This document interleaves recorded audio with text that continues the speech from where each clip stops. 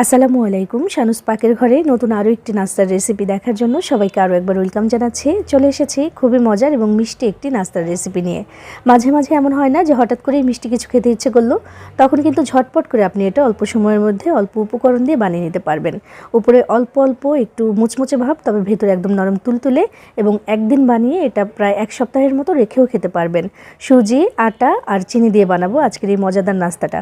তো চলুন এটা কীভাবে বানিয়েছি সেটাই দেখে নেওয়া যাক। আর আপনি আমার ভিডিওতে একটা লাইক করে চ্যানেলটি সাবস্ক্রাইব করে পাশেই থাকবেন আশা করছি। বিসমিল্লাহির রহমানির রহিম। প্রথমেই আমি এখানে নিচ্ছি 2 কাপ পরিমাণে আটা। আটার পরিবর্তে ময়দাও ব্যবহার করতে পারবেন। এরপর এখানে দিয়ে দিচ্ছি 1 কাপ পরিমাণে সুজি, মানে যতটুকু আটা হবে তার অর্ধেকটা দিতে হবে সুজি। এরপর দিচ্ছি এখানে গুঁড়ো করে রাখা চিনি, মেজারমেন্ট কাপের আধা কাপ পরিমাণে। এটা গুঁড়ো করেই দেওয়ার চেষ্টা করবেন, এতে করে তাড়াতাড়ি মিশে যাবে। আর এরপর দিয়ে দিলাম আমি এখানে 1 চা চামচ পরিমাণে বেকিং পাউডার, আর দিচ্ছি এখানে আধা চা চামচ লবণ। দিচ্ছি 2 টেবিল চামচ পরিমাণে গুঁড়ো দুধ, আর একটু ফ্লেভারের জন্য দিচ্ছি এখানে আমি এলাচের গুঁড়া। 2টা এলাচের ভেতরে যে দানাটা সেটা আমি গুঁড়ো করে দিয়ে দিয়েছি।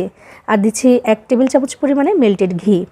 এবার এই সব কিছু একসাথে ভালো মতো মিশিয়ে নিতে হবে বা মাখিয়ে নিতে হবে হাতের সাহায্যে। নাস্তাটা কিন্তু একেবারেই ঝটপট করে বানিয়ে নেওয়া যায়। একটু সময় লাগে, ওই একটু রেস্টে রেখে দিতে হয় 15 থেকে 20 মিনিটের জন্য, ওইটাই যায় একটু সময়। তাছাড়া কিন্তু একদম 10 মিনিটের মধ্যে নাস্তাটা তৈরি হয়ে যায়। অল্প অল্প করে পানি দিয়ে আমি এখানে একটা ডো মাখিয়ে নেব। ডোটা হবে নর্মালের চেয়ে একটু টাইট, খুব না, একটু টাইট, কারণ এটাকে রেস্টে রেখে দিলে কিন্তু আরও টাইট হয়ে যাবে। একটু টাইট দরকার আমাদের এই ডোটা। যেহেতু এখানে সুজি আছে, ওই সুজিটা কিন্তু পানি টেনে নেবে এবং একটু টাইট হয়ে যাবে। তো আমি এটাকে মাখিয়ে নিচ্ছি। ডোটা মাখাতে আমার কিন্তু 1 কাপ পরিমাণে পানি লেগেছে এবং এই পানিটা দিয়ে মাখিয়ে নিয়েছি। মাখানোর ধরন দেখলে হয়তো বা বুঝতে পারছেন যে একটু টাইট হয়েছে, এটা নর্মাল যে ডো মাখাই তার থেকে। তো এটা রেখে দিলে কিন্তু আরও একটু টাইট হবে, আর এই নাস্তার জন্য একটু টাইট একটা ডোই আমাদের প্রয়োজন। এবার আমি একটা ঢাকনা দিয়ে ঢেকে রেখে দিচ্ছি 15 থেকে 20 মিনিটের জন্য, এবং এই টাইমটুকুই কিন্তু একটু বেশি টাইমটা লেগেছে।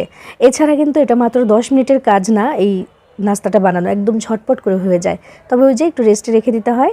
তো প্রায় 20 মিনিট পরে আমি ঢাকনাটাকে তুলে নিয়েছি। এটা দেখে যে আরও টাইট হয়ে গেছে, দেখেন সুন্দর একটা ডো কিন্তু রেডি হয়ে গেছে। এবার একটা লম্বা রোলের মতো করে আমি ঠিক এইভাবে করে একটা বানিয়ে নিলাম। এই যে নাস্তাটা বানাবো, এটার শেপ দেওয়া নিয়েও কিন্তু কোনো মাথা ব্যথা নেই, কোনো ঝঞ্ঝাটি নেই, একদম সহজে হয়ে যাবে। দেখিয়ে দিচ্ছি, কারণ আলাদাভাবে শেপের জন্য কিছুই করতে হবে না। একটা বোর্ডের উপরে নিয়েছি আমি, বিসমিল্লাহির রহমানির রহিম, একটা ছুরির সাহায্যে এইভাবে করে চাপ দিয়ে দিয়ে কাটবো যেন চ্যাপটা হয়ে যায়। ঠিক এইভাবে দেখেন, এই যে কেটে নিচ্ছি, এটাই হচ্ছে আমাদের আজকে এই নাস্তার শেপ। এটাকে আলাদাভাবে কিচ্ছু করতে হবে না, সুন্দর একটা শেপ কিন্তু হয়ে গেছে। আর কতটুকু মোটা বা পাতলা করে কাটছি সেটা একটু দেখলেই বুঝতে পারবেন। এত মজার হয় এই নাস্তাটা, আসলে সবাই পছন্দ করবে, আর বাচ্চারাও কিন্তু খেতে পছন্দ করবে। বাইরে থেকে কিনে না দিয়ে ঘরেই কিন্তু এই ধরনের নাস্তাগুলো বানিয়ে দিতে পারেন একদম সহজে ঝটপট করে, এবং হেলদিও। যেটা ঘরে বানাবেন সেটা অবশ্যই হেলদি হবে। তো এইভাবে বানিয়ে দিলে কিন্তু সবাই খেতে পছন্দ করবে, আর একদিন যদি আপনি এটা বানান, এটা বারবার বানাতে ইচ্ছে করবে। আর সুবিধা হচ্ছে একবার বানিয়ে প্রায় এক সপ্তাহের জন্য রেখেও দেওয়া যায়। তো এই যে দেখেন, এইভাবে করে কেটে নিয়েছি, মাশাআল্লাহ অনেকগুলো হয়েছে। এবার আমি সরাসরি ভাজার জন্য চলে যাব। বিসমিল্লাহির রহমানির রহিম। আমি একটা ফ্রাই প্যানে করে তেল গরম করে নিয়েছি। তেলটা যখন ভালো করে গরম হয়ে গেছে, তখন আমি চুলার আঁচটাকে মিডিয়ামে করে দিয়েছি, এবং এই মিডিয়ামে রেখে কিন্তু নাস্তাগুলোকে ভেজে নিতে হবে। আর এই যে নাস্তাগুলো আমার 2 ব্যাচে ভাজতে হবে। তো প্রথম ব্যাচ আমি এখানে দিয়ে দিচ্ছি যে কয়টা দেওয়া যায়। আর যেহেতু সুজি দিয়েছি নাস্তায়, সুজিটা কিন্তু তাড়াতাড়ি তাপ পেলেই পুড়ে যেতে চায়। এই জন্য চুলার আঁচটা কিন্তু একটু কমিয়ে রেখে তারপর ভাজবো, যেন সুজিটা পুড়ে যেতে না পারে। আর ধীরে ধীরে ভেজে নিতে হবে। 4 থেকে 5 মিনিট সময় হলে কিন্তু এটা ভেজে নেওয়া যাবে। উল্টে পাল্টে দিচ্ছি আমি। একটা পাশ যখন একটু কালার হয়ে এসেছে, আমি উল্টে দিচ্ছি। একটু ঘন ঘন খেয়াল রেখে উল্টে পাল্টে দিতে হবে, যেন পুড়ে যেতে না পারে।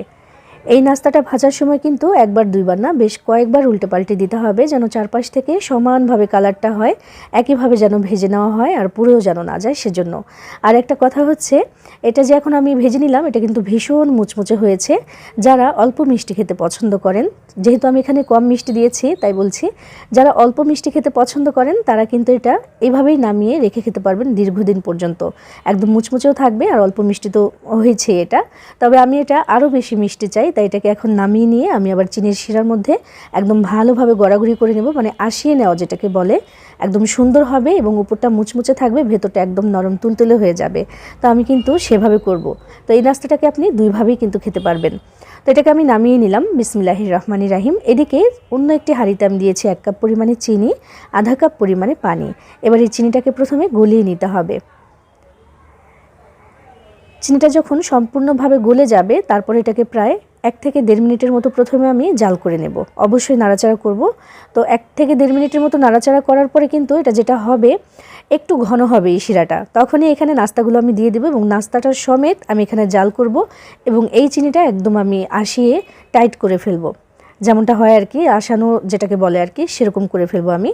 বিসমিল্লাহির রহমানির রাহিম। শিরাটা একটু ঘন হয়ে যাওয়ার পরেই কিন্তু আমি এখানে দিয়ে দিয়েছি আমাদের নাস্তাগুলো। দিয়ে এবার ভালো মতো উল্টে পাল্টে মিশিয়ে দিচ্ছি। প্রয়োজনে একটা একটা করে ধরে আমি এর গায়ে এই যে শিরাটা সেটা লাগিয়ে দিচ্ছি, যেন কোথাও একটু বাদ না থেকে যায়। এই এখন দেওয়ার কারণ হচ্ছে শিরাটা ভেতর পর্যন্ত গিয়ে ভেতরের যে অংশটা সেটাকে একটু নরম করে দেবে, আর পরবর্তীতে যখন চিনিটা শক্ত হয়ে এটার গায়ে লেগে থাকবে উপরটা কিন্তু মুচমুচে হবে। তো সেজন্য আমি এইভাবে বানিয়ে নিচ্ছি এটা। এই যে একটা নাস্তা কী যে সহজে হয়ে গেছে সেটা আমি আসলে বলে বোঝাতে পারবো না। ভিডিও তো দেখলেন, একদিন একটু ট্রাই করে দেখবেন বাড়িতে, একেবারে তাড়াতাড়ি হয়ে যায়। আমার মনে হয় যে এর থেকে সহজ কোনো নাস্তা আসলে হতেই পারে না। এত সহজ একটা নাস্তা, আর খেতে যে কী দারুণ মজার সেটা একবার খেলেই বুঝতে পারবেন।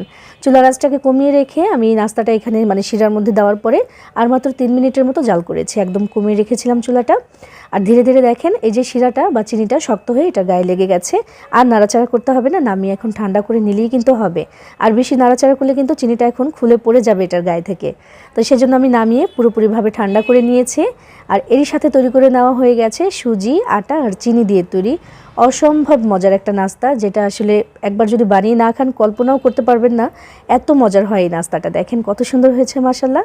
বেশ খানিকটা ফুলেছে, যে কারণে ভেতরে একটা জালি জালি ভাব হয়েছে। দেখেন লম্বা লম্বা একটা জালি জালি ব্যাপার হয়েছে, আর ভেতরটা একদম নরম তুলতুলে। বাচ্চারা কিন্তু এই ধরনের নাস্তাগুলো ভীষণ পছন্দ করে খাবে, আর বিকেলবেলা চায়ের সাথে খাওয়ার জন্য পারফেক্ট একটা নাস্তা। এবার এটা যেহেতু পুরোপুরি ঠান্ডা হয়ে গেছে, এটাকে কিন্তু আপনি চাইলে 1 সপ্তাহের জন্য স্টোর করেও রেখে দিতে পারবেন। ভীষণ মজার এই নাস্তাটি বানিয়ে খেয়ে দেখবেন, ভালো লাগবে ইনশাআল্লাহ। সবাই ভালো থাকবেন, সবার জন্য সবাই দোয়া করবেন। আল্লাহ হাফেজ।